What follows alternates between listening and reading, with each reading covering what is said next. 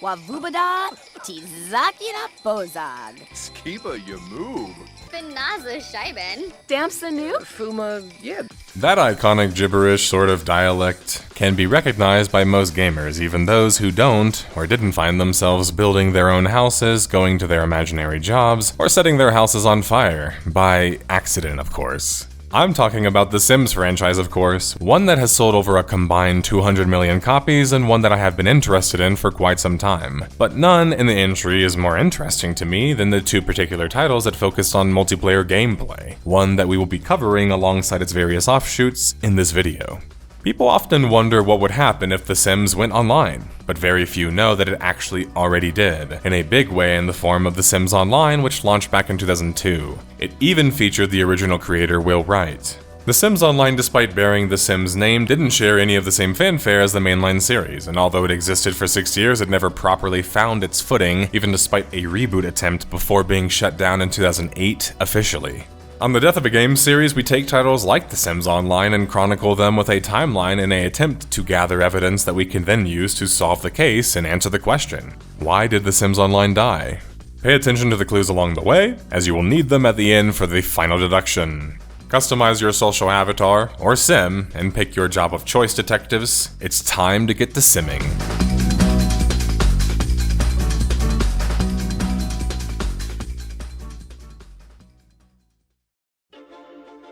The story of The Sims Online must begin with the beginning of the series. Well, sort of. The Sims 1 would launch to mega success in February of 2000, but it was actually a spin-off series from the SimCity series that would go on to much more success, I should add. The Sims 1 would feature a customizable avatar allowing players to customize their own part of their world in a single-player game, with other AI serving as people of sorts that you could interact with and socialize with in a virtual world.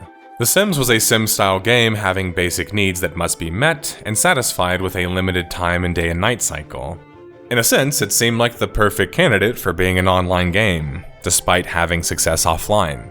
According to the lead designer Will Wright, The Sims was always destined to be an online game at some point, feeling like it was just a natural fit given the kind of game it was. That, and alongside the massive successes of online gaming at the time, such as Ultima Online and Asheron's Call, was a large influencer for The Sims wanting to go online. The Sims Online would launch after less than 3 years of development time, with an estimated budget of $25 million December 17th, 2002. Shoes were going to be hard to fill for The Sims Online, a pioneer social avatar MMOG, as it was being dubbed by Maxis, which stands for Massive Multiplayer Online Game, because it was having to come after the first Sims title that sold over 10 million copies. Especially with it looking so similar, comparisons were going to be hard not to make. The Sims Online would score an OK 70 out of 100 on aggregate review website Metacritic, but that OK wasn't going to cut it, remember? GameSpot, who rated the title a 6.7 out of 10, stated in their review, "For players who aren't already fans of the series, The Sims Online probably won't offer enough to persuade them to keep playing or paying the game's monthly fees. Even though it had tremendous potential, The Sims Online currently isn't a complete game. Several of its features are incomplete, and the game itself seems rather limited as a result, despite the fact that it affords you plenty of opportunity to chat with other like-minded players. Though the game developers plans to make many additions to the game for now, The Sims Online lacks many of the options that made the original game so intriguing, and it doesn't really replace them." It seemed like The Sims Online was caught in a bit of a limbo, trying to do some new things online, a new setting for them, while simultaneously losing a bit of what made the original Sims game so successful. The Sims Online having launched in the early 2000s meant that it didn't have a lot of other games to copy from, or even learn from. As such, alongside having a dev team with effectively no MMO experience, many mistakes were made in the way of systems just not standing up to player scrutiny, a common way that MMOGs fail. For starters, The Sims Online was asking for a $50 price tag and a monthly fee of $9. Not enough players meant that a subscription MMO wouldn't function, literally, and make enough money to continue development. Pricing would be changed from the full price of $50 to $30 in just 2 months following the launch, reflecting the value that players were telling Maxis and EA the game was worth. The Sims Online would also remove the need system that was iconic in the Sims series and instead made the game primarily about garnering money. This would rob a lot of the base gameplay from TSO right off the bat, as a good portion of The Sims is focused on this sort of gameplay. The Sims Online would also trade out world customizability for a persistent world. The problem being they hadn't done a good job convincing players that it was a worthwhile trade. Many players flocked to the Sims games because of the simulation aspects, giving players little ability to own land and then customize it, unless purchasing real estate meant that you would be turning a good portion of this fanbase away from the start. This was more normal for virtual world gaming though, as players often treat these games and worlds as other worlds, but The Sims was more closely related to a god game than a virtual world game. In a god game, you control everything, including the fate of those involved. In a virtual world, you're just one other person or an actor in the world. Which actually segues into one of the other issues that TSO suffered from. While The Sims is a franchise known for having fun, quirky AI that simulates other people in the world, when the game went online, they removed all of the AI components of the game. This to me was a bizarre thing to do, but I only can imagine it had something to do with the lack of understanding world building. When you remove the AI components of a world, you put all of the burden on the players, and no matter how you slice it, that's not efficient game design. NPCs are there for you to use, whether for story, questing, or even just teaching players things. The Sims Online had the perfect opportunity to maintain their AI systems and introduce players into the equation as well. This allows players to never feel lonely, always have something to do even when they're alone, and feel right at home as classic Sims players. This moves to my next point concerning the issue with The Sims Online, something developers would sort of admit, but also admit they didn't really seem all that aware of how to fix the problem. Socialization. Online games, especially ones where you customize your own social avatar, are about socialization. What many devs and players mistake about this is that merely including features of social aspects, they think that this is the same as facilitating social interactions, or increasing the likelihood of them, and it just isn't. Creating the tools for players is just the bare minimum, and socialization, especially in a fake online world that you are constructing, requires more heavy-handed development. While our world can function socially without needing too much blatant incentive, that's because humans are social creatures. We're hardwired for it, and do well when being social and cooperating with each other. The reasons that you have to do that are because of things like scarcity, and needing to make things easier in life, and so on and so forth. In The Sims, you are essentially a self-sufficient sim who doesn't need to socialize. You can do skill gaining completely alone, and play the game, such as mini-games, completely alone to earn cash or simians. Even if you have a job in the game and mimic aspects of a real person, you don't actually have to worry about the same thing as the players did in the regular Sims game, or that people do in real life. So there's little reason to do things besides just for the sake of it in a Sims Online world, socially. And that's a super weak basis for a social world. It's not just that the lack of these aspects, features, and focus either was a problem, it's actually the problem of the very design of the game. The point of The Sims Online was to gain money, to own land and build your own businesses. There wasn't a ton of money sinks otherwise, especially with many things being free. So the most efficient way to play The Sims Online was to join a grinding group, who would design entire buildings for grinding particular skill sets, such as writing or cooking, which would allow you to get a boost when doing such.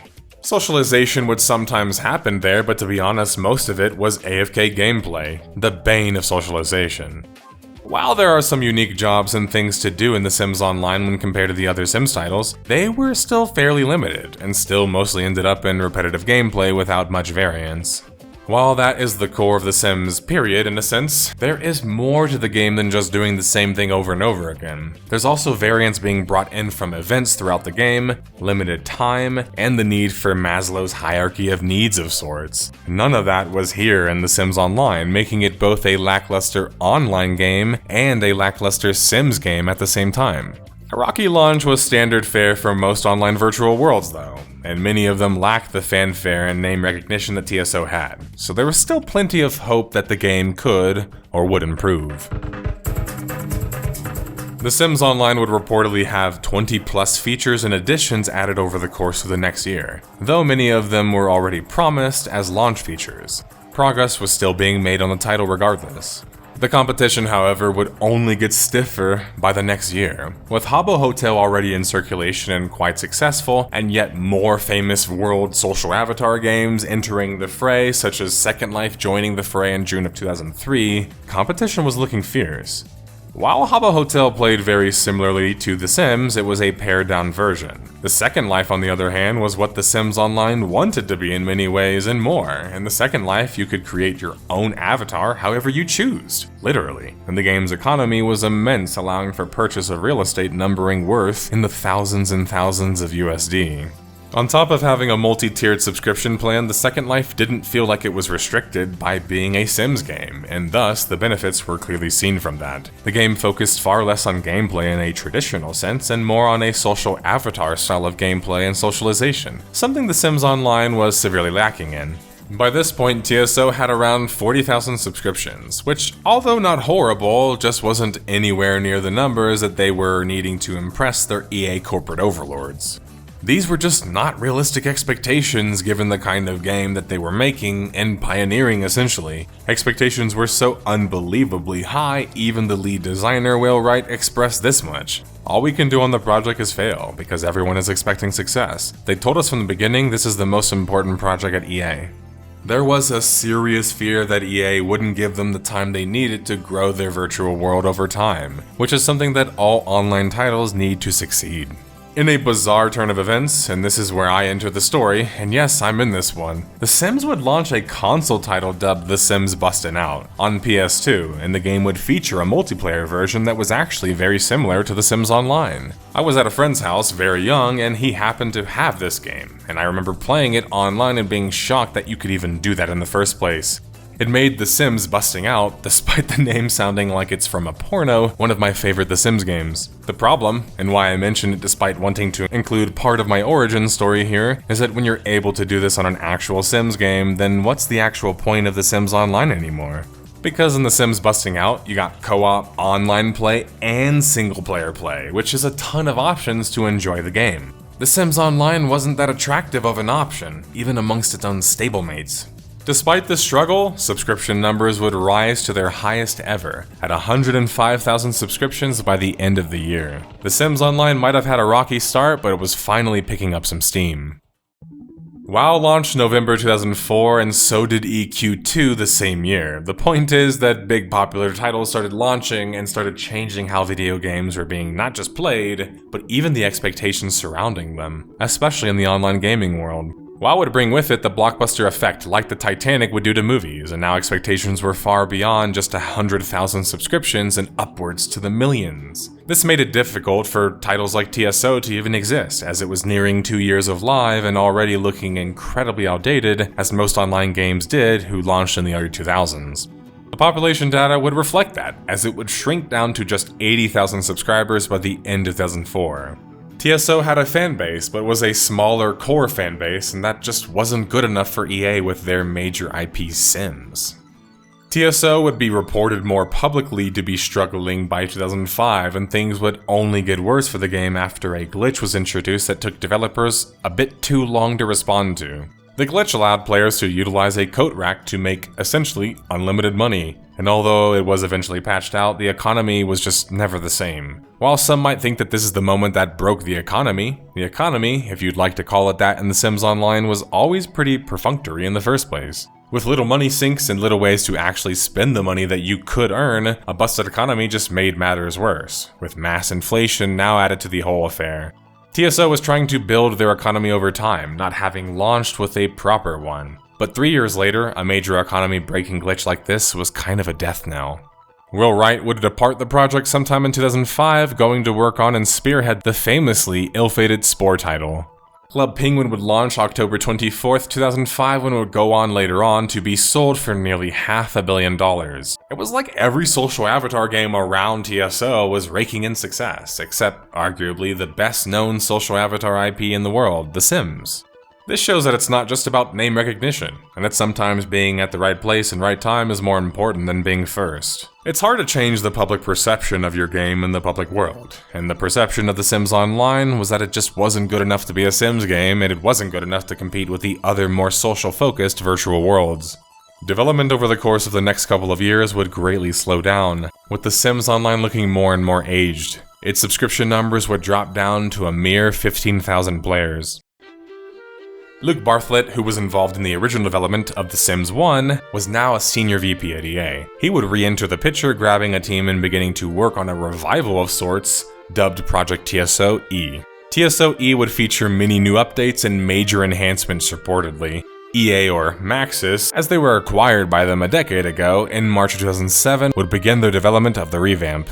TSO would become EA Land, and yes, you heard that right, at a time that EA wasn't nearly as hated as it is now, but still largely not very liked, they decided that it was a better idea to abandon the Sims branding and become an EA-branded game. But the problem is that EA didn't have a brand in the game, so EA Land sounded like an amusement park of EA stuff, which implied other things like crossover games or just an amusement park? Like, why? Perhaps the reason was much simpler, and The Sims no longer wanted to be associated with the game that was struggling. EA Land would be free to play, but to purchase furniture and other items, gamers needed to earn simoleons in the game, which is the currency. These simoleons could actually be bought for real money, or earned by selling custom-made objects, running a store, or doing jobs for other players. If gamers wanted to convert a bucket load of simoleons into real cash or build a house on a bigger lot, they would need to be subscribers. They would even add ATMs to the game as a way to get players to spend real-life money and convert it for more simoleons. Although players enjoyed the new custom content, which allowed players to basically upload their own images, it took a lengthy review process that kind of just complicated matters. It was a nice change, but it felt like a little bit too late. The core issues of the game still remained, making the new rebrand feel more like a desperate attempt to keep the game afloat than a true A Realm Reborn situation. However, even with Luke Bartlett stepping in, EA had given the project even less rope than they had gave it initially, this time shutting the game down within just mere months after it was relaunched as a free-to-play game. It was a difficult position, not to sound like I'm defending EA, so hear me out, but they had been pouring resources into the game for a number of years now, and it didn't really seem like it was going anywhere close to where they wanted it to be. Yet they kept letting it cook for a minute. But at some point they had to pull the plug, right? And even though it seemed so sudden after the new changes, the truth is that the game had been given a lot of rope, despite still having insane pressures that caused issues that I might add. EA would shut down EA Land August 1st, 2008, putting The Sims Online to an end after 6 years, and adding to the long list of games killed by EA. The story of The Sims Online wouldn't end there though. Within a few years, Maxis had repurposed the game into what became a Facebook exclusive game known as The Sims Social. The Sims Social would prove to be a bit more successful in terms of pure fanfare than its predecessor, but despite having early popularity, it would eventually fail to satisfy gamers' long-term interest. Games like Farmville and Clash of Clans had more compelling gameplay systems and were just performing much better. As such, The Sims Social would be shut down in 2013. Maxis and the Sims franchise attempted multiplayer a few more times, but none in such a major way since the failure of The Sims Online. The Sims Online would rise from the grave yet again, as many other beloved virtual worlds do on this series, January 6, 2017, with the introduction of Freeso. Freeso would be a private server for The Sims Online and would not just reintroduce the game, but offer many quality of life changes and even new features. Freeso is currently the only way to play The Sims Online, and not a bad option, with very little in the way of performance issues or server issues. The desire for The Sims game to go online was so strong that people were resurrecting older games to satisfy that. The Sims 4 originally, reportedly, was going to be a multiplayer-focused game. Instead, they ended up releasing a bare-bones game that took them many years to catch it up to the typical Sims quality standard. It took many years, but modders would finally create a cooperative mod that took the world by storm in 2023, showing that there was still a very strong desire to see The Sims online, and that our previous point about not losing the core Sims game in the process was also a key factor here. The Sims 5 is currently in development and has been teased to be the most multiplayer-focused of the mainline Sims titles yet. So while The Sims Online might have had to die for it, I think we will see The Sims Online in some fashion finally properly released eventually. All of the things that they need to succeed are there. The Sims as a franchise has only gotten more successful, and they have the perfect type of design for such. People, as technology increases, have only become more interested in the deep simulation style of game. The Sims in an online format would allow for both AI simulation and social multiplayer play to exist in a unison. which is about the closest that we have to seeing an actual simulated world. That's why I will be watching optimistically but cautiously, as I'm excited to see what The Sims can do online, but also know how difficult it can be to create an online world or game, and I know how much The Sims 4 struggled at launch. With that music playing though, this case has come to an end, which means that it's time to solve things in our final deduction. Every detective loves solving the case, so if you have been paying attention, this should be a breeze for you. But if not, why did The Sims Online die? Not enough Sims features. Lack of MMO features. Lack of deliberate sociality mechanics. Lack of rewarding gameplay. Hefty expectations. Lack of a fulfilling economy. A pioneer in the social avatar title space. My biggest takeaway from The Sims Online has sort of already been spelled out. I think that there is such potential in this game, and so much potential for The Sims games online to become more popular, maybe even as popular as other major titles. I don't feel more confident about any other major IP besides probably Pokemon. So it's just a matter of time and effort in my opinion, and hopefully we will see the culmination of that with The Sims 5. The Sims Online, however, often regarded as an outlier of a title, its influence has been felt on the industry and the company itself. And it did that with an engine and graphics that barely survived at the turn of the century, which is certainly impressive. Thanks for watching. I'm speaking to you today not as a warlord, but as the voice of your conscience, as a true and free human.